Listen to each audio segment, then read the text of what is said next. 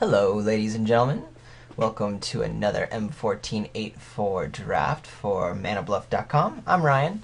Hope everyone's getting super excited for the pre-release coming up this weekend, which is tomorrow or Sunday, unless you've already had your fun pre-release for Theros when you're watching this. Hope you had a great time. Anyway, as we kind of hang out with M14 online for a couple weeks, we'll wait for it to release. We're going to stick to M14. I think we got, 3 more weeks of this before it gets online? So excited. Anyway, leave comments or subscribe or like on YouTube.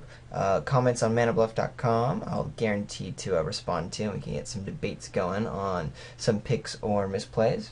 And then also you can find me on Twitter, __RJH__. And in this pack, not particularly strong. These are pretty clear pick in Briar Pack Alpha. I think would also consider taking Blood Baron here because I love Blood Baron in the Sacrifice deck. The Molten Birth's pretty good too. Into the Wilds I've seen do some fun things, but I would never pick it over Briar Pack, which is just insane. And by far, I think the best card here. So that's a slam. Anything coming back, maybe a Leyland Giant Spider. We'll kind of see if these mediocre green cards come, but in such a weak pack, I'm really not expecting to table anything relevant. I'm happy with the first big Briar Pack Alpha, especially passing a weak pack after that. That's pretty alright, in my opinion. Let's see what this next pack has in store for us. Okay. This pack's infinitely better than the last pack. If I just wanted to stay green, I could take Advocate, but it's not the strongest card in the pack. We're not taking the Rise of Dark Realms, that'll do nothing. Bubbling Cauldron I actually like taking early for fun in terms of getting the Sacrifice or the Life Gain deck online. But Briar Pack Alpha is strong enough where I do want to be playing it, and I'm cool with that. Really what we have here is Phantom Warrior, Scroll Thief, Essence Scatter, Trained Condor. So now I gotta decide, do I just want to stick to my green, which is kind of nice in terms of there's no other green in the pack, so that's going to be a very clear signal. Or do I want to start getting into blue? And I think if that's the case, it's between Essence Scatter and Scroll Thief. The issue is I'm not too sure if I'm going to really have that deck. For now, I'm going to stay green, just because none of these cards are really pulling me towards blue. I mean, they're good blue cards, don't get me wrong, but they're not exactly insane. Okay, maybe I'm a little bit bummed I didn't take the Scroll Thief now, because I'm going to take the Warden. Still seeing some fairly weak packs. I think Academy Raiders I could choose if I wanted to go into red, and red-green is pretty decent. But if I'm going to hedge toward blue and have seen blue in a second pack, this might happen. I mean, for green, all I have is Troll Hider, Savage Summoning, not exciting. Mark is fine, Blur Sliver, meh.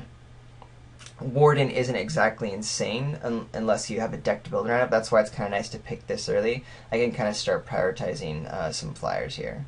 And again, just an overall kind of weak performance from these packs that we're seeing. Here I'm going to stick to Spore Mound over Cancel. I'm not going to jump into Black for Death Day's Cockatrice, especially when I think Spore Mound's about on par with it. Cockatrice is actually very good, but Spore Mound's also a really nice 5-drop. And if I'm just looking to stay on green, then that's what I'm going to do. Cancel, though, is an honorable mention. Ooh, alright. Take that Deadly Recluse, that's pretty good and kind of late. Same with the Essence Scatter, so I am interested in blue, though passing so much means probably not going to see a lot of it in the second pack, which is when I might be, jumping over to it.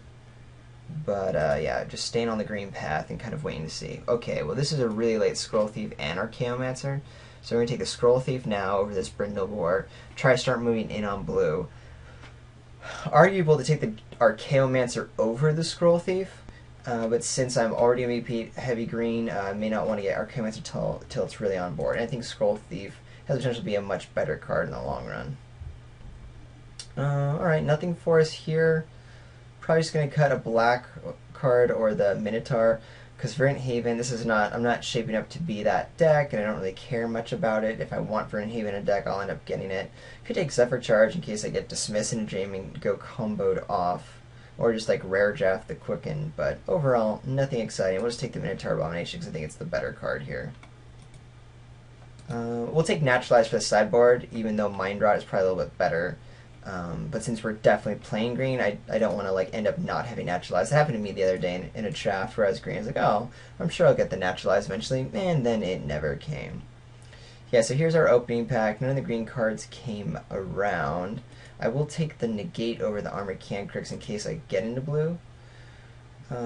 Train Condor, pretty good to see at table. This is kind of like the deck that wants a Train Condor also. That's cool.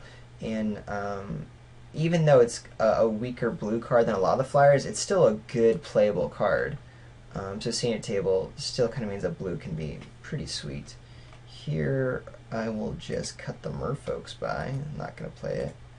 Take the Mind Magus over Millstone. I don't think we're doing the Millstone deck with green, but I guess we're also not playing the Mind Magus because we're not going to be mono blue, but that's okay. Alright, I think we're solidly in green. We saw pretty late Deadly Recluse and you know, just saw it coming around. There's overall weak packs. I don't think there's anything really strong that we saw besides blue, to be honest, being past late. If we jumped into it earlier, that might have been better. But that's okay. Let's see. So Claustrophobia better than Rootwaller. Rootwaller better than Nephalia Sea Kite in my opinion. I'm gonna take up the Claustrophobia.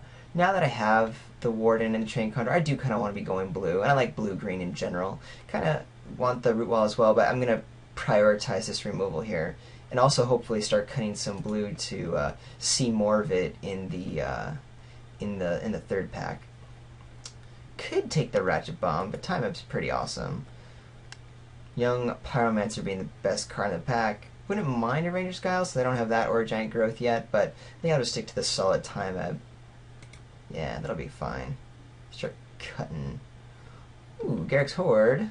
I'm going to take over Messenger Drake, even though, yeah, I wanted to get rid of blue, but Garrick's Horde's just a sweet bomb, and exactly the kind of card I want if I am playing green, so I'm happy to see that. Wouldn't mind seeing Hunt the Weak come back around. Sad to see Messenger Drake go by, signaling to someone, yes, they should be in blue, but that's fine. Ooh, Divination. That's wonderful. Nice pickup. I will divinate all day. Thank you. Baloth also super awesome. In our 4-drop slot over the Giant Growth, another Spore Mound, or Giant Spider. So cool. And now I'll take the Giant Growth over the Disperse. This is going to be a major tempo deck, and we only have one Scroll Thief so far, and I already have a Time Ebb. Disperse is good, but I think Giant Growth is a wee bit better. Though I guess ideally we're running one of each in the initial 23. Alright, so what are we not playing? So far we're pretty much playing everything except the Naturalize and the Negate aren't necessarily main deck cards. Alright, here's a decision. Do I get another Spore Mound or a cancel? Humana ho. Definitely not the Brindlebar. I got plenty of 3s and it's just a weak card. Cancel, though, is good in blue decks, but I'm more of a green deck with blue, even though I'm playing Claustrophobia. And I do like the game going late, but I just think Spore Mound is going to be a little bit more of what my deck wants. This is a tough choice, though, and I feel like it could be right to go cancel, but I'm already going to be so heavy green. If it comes down to these kind of cards that are both double color, I think I'm going to hedge toward the green side of it. Master Diversion, really late, really good card. Millstone, I have win condition, so I'm never going to be playing the Millstone, so I will just cut the Master Diversion. I like having it, just because it makes me feel good knowing it's in my sideboard, the Millstone, but I really don't need it. Trollhide is exactly when I want to take a Trollhide right about this time in the draft, so that's fine. Here's that Ranger's Guile, which I will run, as mentioned earlier. And we'll get rid of Show of Valor in case someone wants to get tricky and play it. Same with Pay No Heed. Still get rid of the Ox. Kind of bummed we didn't get any late picks to round out the deck. Wondering if blue will continue to be open in this last pack. It felt fairly open with some decent late blue cards, but it's also the deepest color, so it makes sense. You know, even if two people to my right were doing blue, they were taking all the opportunities and drakes and whatnot. Ooh, Banisher Priest. Very nice. Do I want Enlarge or Woodborne Behemoth? I already have 2 5-drops. The Spore Mounds are weaker than the Behemoth, and I think it's pretty sweet. I have my Horde. Would love it if it was a Baloth, actually. Gosh, this Priest is good. But yeah, definitely between these two, definitely not taking the Disperse. You know what? I think the behemoth is just strong enough. Nah, you know, enlarge just wins you the game. It really does. If I didn't have 2 spore mounts, I would take it. But I already have 10 creatures. I'm pretty much going to be getting more in green. And enlarge just you play it and you win. So we'll take enlarge here. I'm fine with that. Hello, Chandra's Outrage. All right, tough pick between Root Wall and Advocate. Not really. Advocate is a weaker card. Root Wall is better. Yeah, I have 1 Balot. If I had more Balots already, I would take the Advocate. But I think the consistency of Root Wall is going to be better than the upside of getting an Advocate and a Baloth online. Train Condor is fine though, but maybe I'll get 1 more Advocate later on. Okay. Don't want my 3rd Spore Mound. And don't need another Naturalize, Late Shock, Giga all these things. But I guess it's between the Warden and the Sensory Deprivation.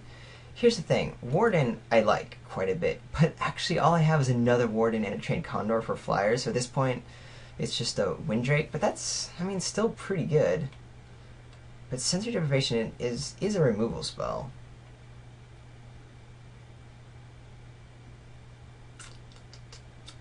I'm going to take the Warden here. I don't know, it's really I really feel like I should be taking the Sensory Deprivation. But I should, with my creatures, have the ground locked up anyway. I don't know why, I'm taking the Warden. Maybe I'll get another flyer later. That could have been super wrong. I'm cutting this Liturgy of Blood. There's nothing in this pack for me. Liturgy's too good, it shouldn't still be in the pack. I will take Seacoast Drake over a Plummet. Yeah, I want removal, but Seacoast Drake allows me to get some flyers online or just get to the late game with Garruk's Horde and Enlarge or something like that. And that's what this format's all about. Just go late and, you know, outplay your opponent. I only have 1 Divination, so I'm not exactly doing a bunch of card draw, but I'd still rather have Seacoast Drake than a Plummet. And I might even see a Plummet more likely than another Seacoast Drake. Nothing here. I'm not really going to be short on playables, so I don't really need a Frost Breath. But I'll take it. I don't really care about cutting any of these other cards, because most of them are pretty much unplayable anyway. Sentinel Sliver is fine, Fleshbolt Giant, fine, but most of my guys I don't really care about, so yeah, I have a Frost Breath. I'm not excited for it, but I have it. Ooh, now here's a decision.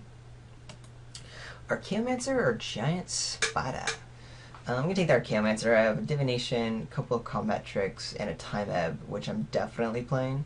So, and Enlarge even, if for some reason I play Enlarge and don't win on the spot. So yeah, Archaeomancer is going to be better than Giant Spider here.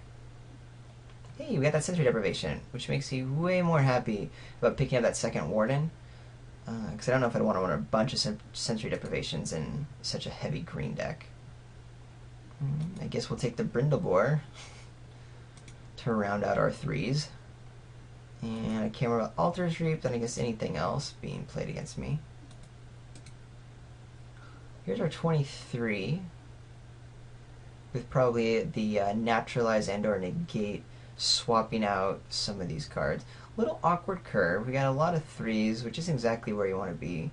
I don't think the Scroll Thief's going to be amazing with only a Trained Condor to pick it up, and we don't have a lot of bashing through, but maybe it'll just be something to hold down the ground while we get a Roman Baloth or Spore Mounds and Garruk's Horde online.